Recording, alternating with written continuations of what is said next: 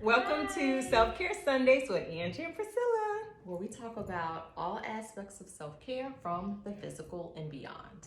So today we will be discussing spiritual self-care, but of course, first let's talk about the tea we're drinking. All right. Today we are actually drinking the same kind of tea. We're doing holy basil, which is a caffeine-free tea that helps with stress reduction and also energizes caffeine free. So a great replacement for coffee. Yes. Awesome. So definition of spiritual self-care: activities that nurture your spirit and allows you to think bigger than yourself. Spiritual self-care does not have to be religious, although for some it may be. All right. So you want to go ahead and start with? Yes, my first one. How do I, what's the word I want to say? What do I do for spiritual self-care? Bloopers are fun. Right. So for spiritual self-care, meditation. Meditation is one of the things that I do for spiritual self-care. And it could be prayer for you or whoever wants to pray as opposed to meditate. In my meditation, I'll either just be still, focus on my breathing, and focus on my body, like what's going on inside my body. And also my other type of meditation I'll do is I will imagine the life I want, the career I want, and I would actually be there. So I would just imagine myself waking up, what I want to do in the morning, how do I want work to go, how do I want family life to go, and I just imagine that. So that is, how I do my meditation. Visualizing your entire day. Yes. I like that. Yeah, that's super cool. Yes.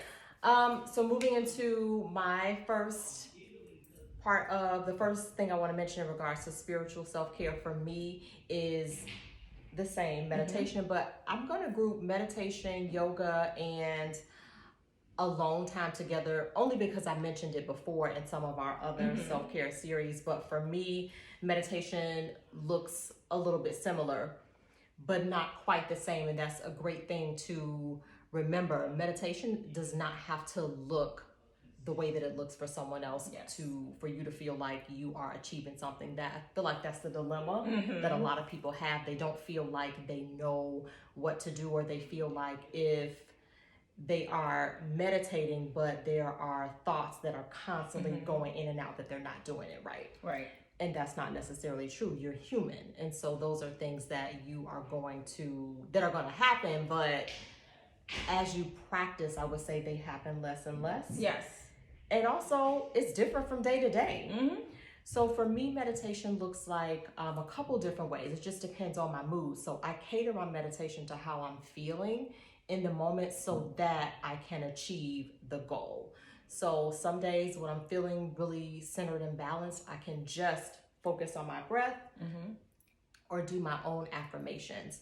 Other days when my mind is kind of all over the place and I'm just not necessarily feeling grounded or balanced, but I know that I still need to meditate, that is when guided meditation is kind of handy for me. Absolutely. Because I have someone walking me through the process of slowing down my mind and centering my thoughts. Absolutely. So it just depends. Yes. Yeah. So I feel meditation makes me feel very connected to higher self and the divine or whatever it is that you call it, whatever resonates with you. And that's not something that you have to discuss with anyone else or something that you need approval on. It's what works for you. Absolutely. So I encourage you to do that because it definitely takes me away from what's happening here so that I can have clarity in what I need to be doing from a spiritual perspective as a human being. Yes. Yes.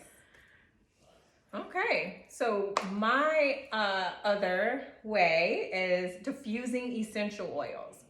So how I choose my essential oils is whatever I'm guided to, or even whatever you're guided to, whatever scent you connect with is the scent is the oil you're supposed to have. So whatever essential oil I'm guided to, I would diffuse it and kind of just relax and do nothing or do something, read a book. But that is another way that I, connect spiritually.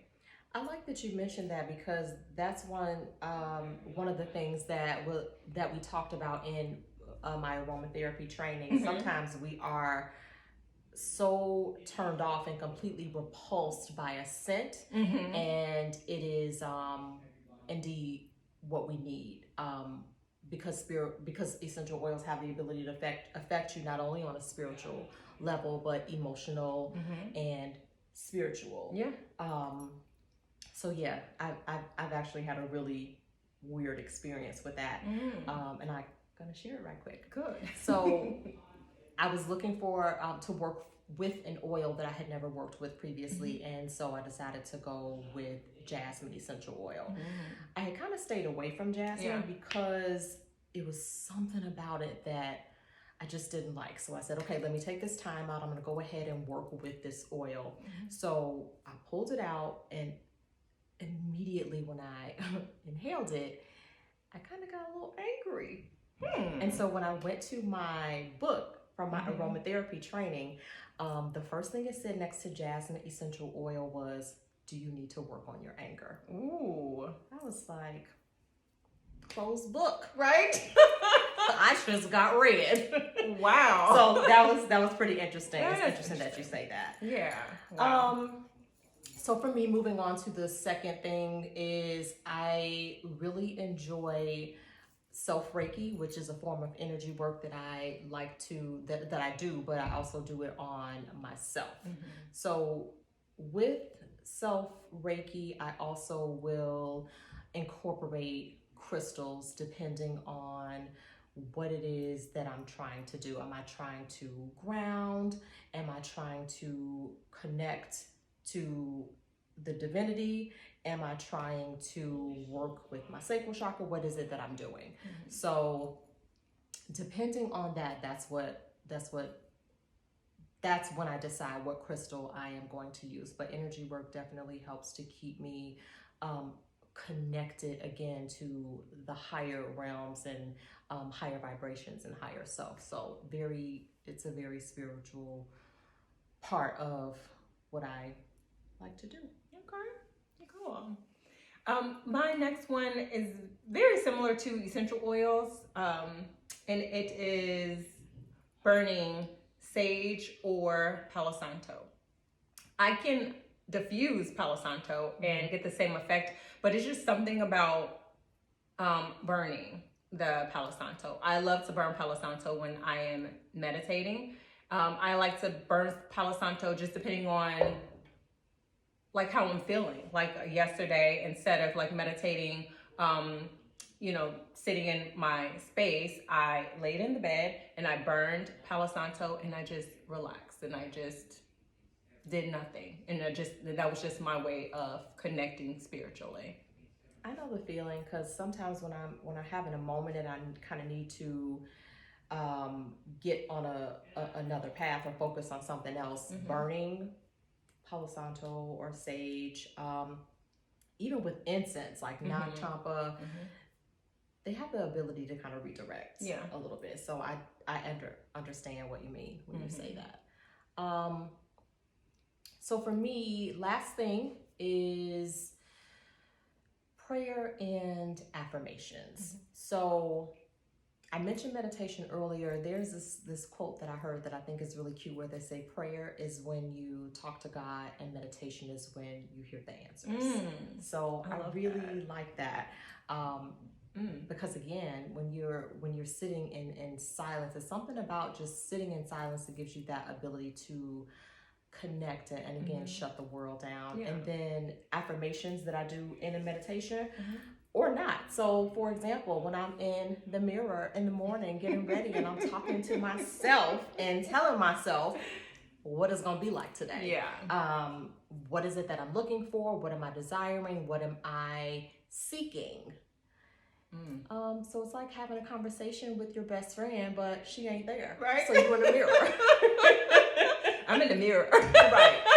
Exactly. So that would be that about sums Cool. it up for me I like spiritually. that. And it's literally a full-time job and a ritual of sorts that you kind of add to your day. That is true. Whatever that ritual looks like for you. Right. Some days it might be an hour. Some days you might only have 5 minutes. Yeah. The idea is that you get it done. Absolutely. And not avoid it because you don't have this large amount of time to spare and to connect, because it's like that sometimes. We have busy lives. I'm so glad you said that, because a lot of people think meditation is 30 minutes to an hour, or you're not getting something out of it. And meditation could be 10 minutes. It could be however much time you have.